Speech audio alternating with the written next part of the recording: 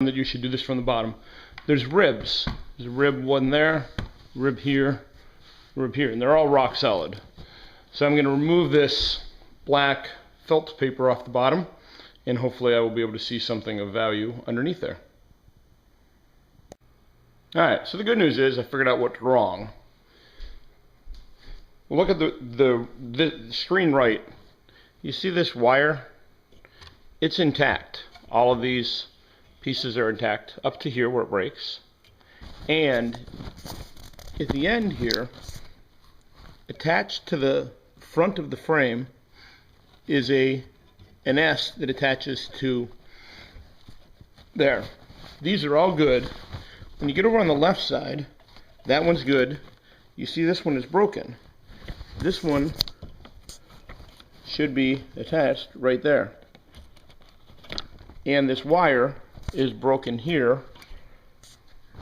So we have 1, 2, 3 of those are broken. Now I did see something on the internet about how to redo this wire system. It's a method, and I liked it. But I'm also would like to know if there's any way I could redo this. So it's off to the Home Depot and repair place to see what I can't maybe figure out how to fix this myself. Well, I hit the jackpot. I decided to drive to a furniture restoration company in a neighboring town as opposed to Home Depot. And he was kind enough to give me that zigzag spring, the clips for the zigzag spring to the frame. I believe they go like this. And the clips to hook these on to the adjoining springs. He gave me all this and some twine. He explained to me that the horizontal pieces are not really that important. They're not load bearing or anything. They're just meant to keep it sort of stiff, so they don't slide left and right. Anyway, he gave me all that stuff for $10. So now just pray that I can figure out how to actually get all this stuff to the right tension and the right length, and we're going to be golden. All right, we're ready to give this thing a shot.